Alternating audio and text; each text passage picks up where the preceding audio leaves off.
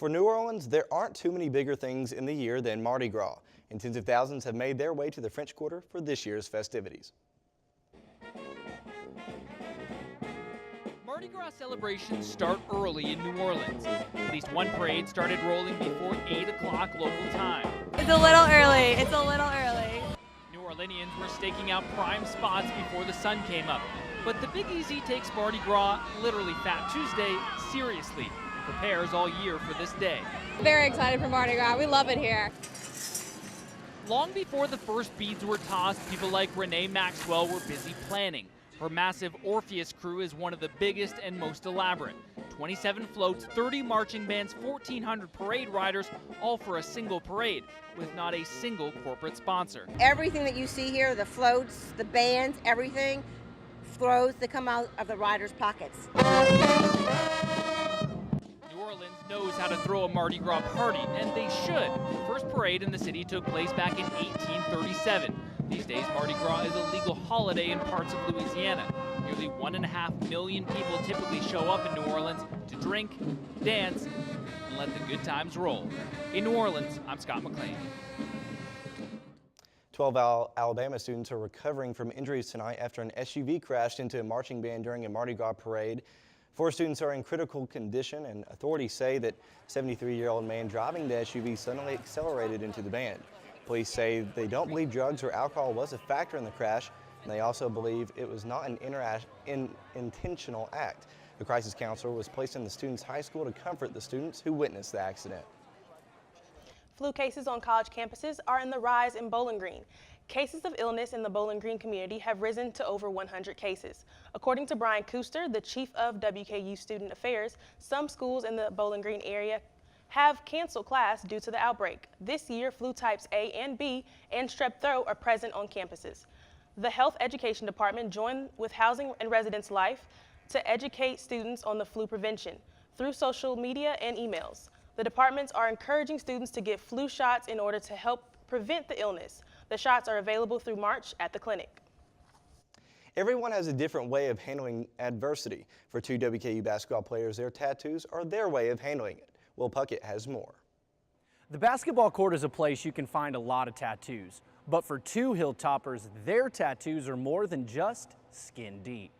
Usually when I get my tattoos, it's usually like a phase in my life when I'm going through a lot. So like when I get the tattoos, like the pain of getting a tattoo like makes the pain of like reality numb.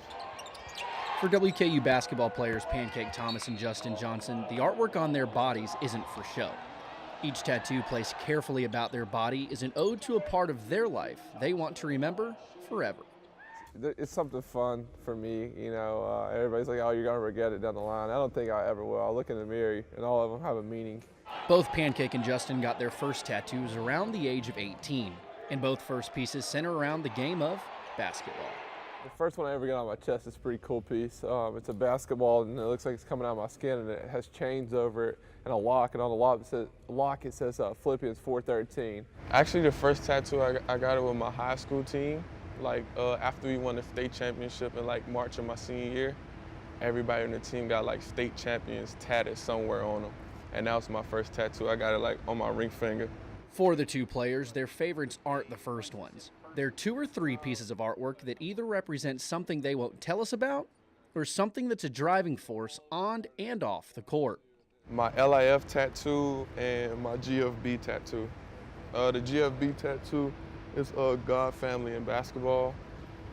And then the LIF tat, I can't tell anyone what the letters mean, but yeah, that's my favorite too, because they mean the most to me. One of the biggest influences in my life was my grandma, and she passed away a couple years back, and she used to sit at her coffee table every morning and drink her coffee and look outside and watch her hummingbird feeders. So I have a hummingbird tattooed here with her birthday. When asked if either thinks they'll ever regret their tattoos, a simple smile and no was the response. Reporting for News Channel 12, I'm Will Puckett. And Will Puckett will have more on where you can catch Justin and Pancake's tattoos later in sports. And coming up, we will have a look at what Mother Nature is throwing our way. And we've just showed you one sports story today, but don't worry, we've got another special report to show you coming up. Thanks for sticking with us. Looking outside at Van Meter, this is live White Squirrel webcam bringing us a picture of what it looks like outside right now. Cloudy skies dominating the region, keeping temperatures on the warmer side. We have 60s across the board, 66 degrees in Louisville, 61 in London. And if you notice, warmer temperatures just off to our west, 70 degrees down in Jackson. These temperatures are going to be allowed to be tapped in by these storms that are coming in tonight. It's going to allow for more chance for severe weather. 65 degrees here in Bowling Green. And if you notice, the pressure is falling. That's indicated by the F right there. So as the pressure falls at the surface up in the upper air, there's warm air and it's rising because warm air rises. And that's going to allow these storms to develop as we head throughout the nighttime hours. And some of those could be severe. The Storm Prediction Center putting a slight risk for the Bowling Green area. Now, it doesn't mean we're out of the woods because just to our west, a moderate risk for severe weather is possible with a chance of damaging winds, isolated tornadoes, and hail is a very good possibility, and as well as lightning. So don't be outside while these storms are moving in.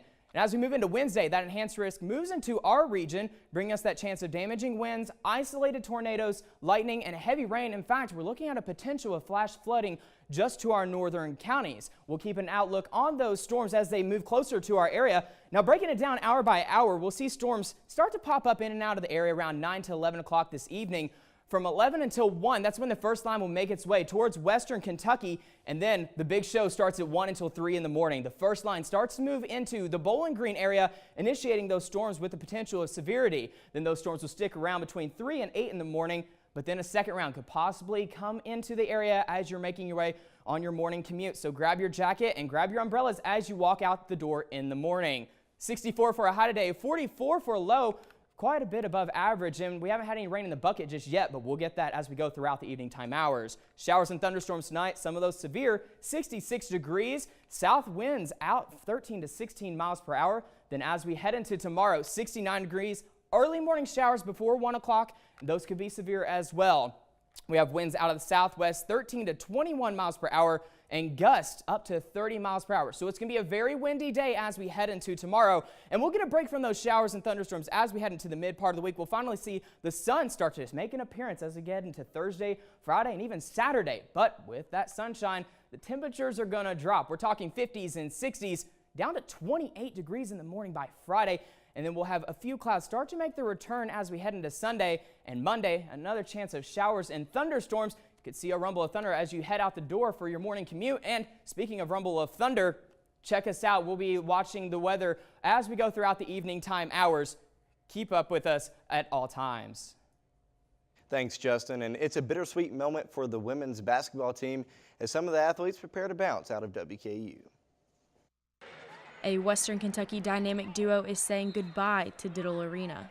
Kind of dreading the day for senior day, but you know, we still have a lot of season left, so we're looking forward to it.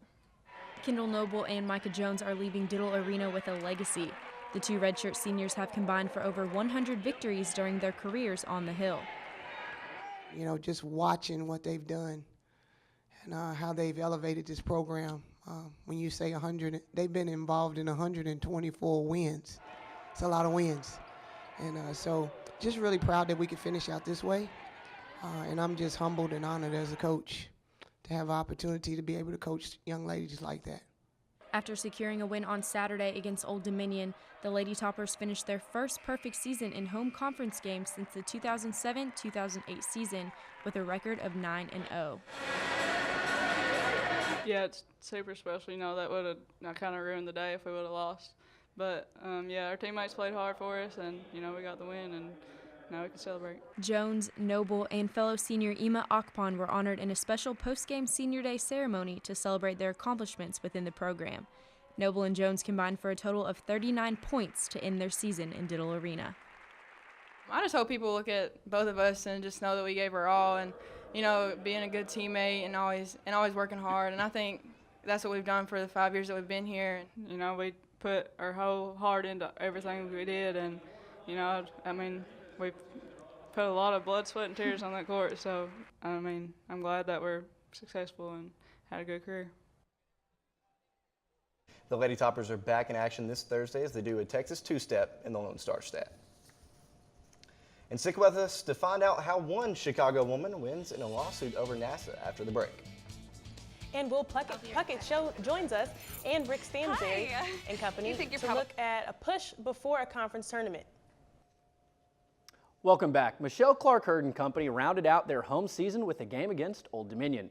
As Temple brought you earlier, the game would mark the final home match for Kendall Noble, Ima Akpan, and Micah Jones as the 3 seniors would send their final home match out in style. Noble and Jones combined for 39 points in the win. The 3 seniors would lead WKU to a 6-point victory over the Lady Monarchs by a score of 79-73. MCH and Kendall Noble looked back on the 124 wins the 3 have shared. Yeah, it's super special. You know, that would have kind of ruined the day if we would have lost. But, yeah, our teammates played hard for us, and, you know, we got the win, and now we can celebrate. Well, this is definitely a bittersweet time, I think, for all of us. I'm just really excited we figured out a way to get the win so they could finish out here in style.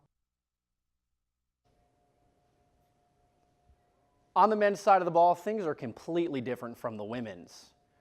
In what's been dubbed by Chad Bishop of WBKO as Rick Stansberry's toughest year of his career, things stayed rocky this past weekend. The men traveled Thursday to Charlotte where they would look to sweep the season series. However, a 14-point comeback late in the game fell short as they would lose to the 49ers 83-77. On Saturday, they traveled to Old Dominion to look to even the season series. However, they would go 0-2 on the weekend after taking a 67-53 loss. After falling to both Charlotte and Old Dominion this past weekend, the Tops are back to the drawing board as they welcome in North Texas on Thursday and Rice on Saturday. Thursday versus North Texas will feature the Tops versus the only Conference USA team not going to Birmingham for the conference tournament. Saturday will be senior day for Ben Lawson, Anton Waters, and the 3 grad transfers of Junior Lamamba, Q Johnson, and Pancake Thomas. 6:40 starts the senior day festivities, and halftime, President and Mrs. Ransdell will be honored for their 20 years of service to WKU. Now switching from the college ranks to high school basketball, Zion Harmon and the Bowling Green Purples are cruising right along in the district championships. The Purples manhandled the Greenwood Gators with a full court press almost the whole game, as the Gators would fail to get the ball across half court for more times than not. With the press, Bowling Green went on to win 89-48, taking the District 14 crown. Head coach Gigi Sherrill and company will face Barron County right now in EA Diddle Arena. Just want to keep putting money in the bank, keep investing in who we are, try to keep fighting, moving forward, knowing that we're going to get everybody's best shot. But we also know that, you know, while we're getting everybody's best shot, somebody's going to have to come beat us now. They're going to take it from us. Not saying it can't be done, but we're going to fight with everything we have to try to keep this thing going. Now, if that wasn't enough sports talk for you, make sure to tune in this Thursday on this channel for the Extra Point.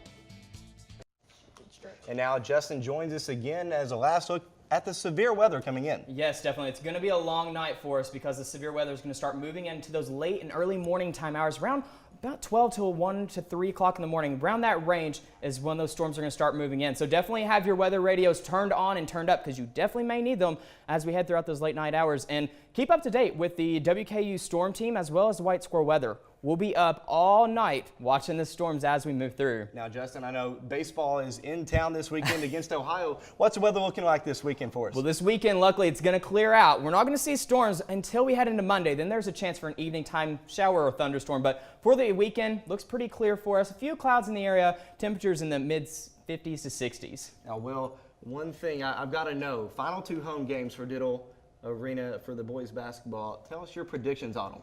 North Texas, the worst team in conference, most likely going to look like a pretty good win for the Hilltoppers. Rice, however, sitting at 4-5 in conference, that's going to be a little bit tougher of a battle. For the Hilltoppers, they have to win both of these games to go ahead and get to even on the year in conference play. Well, folks, unfortunately, that's all the time that we have for tonight for this edition of News Channel 12. Have a great night.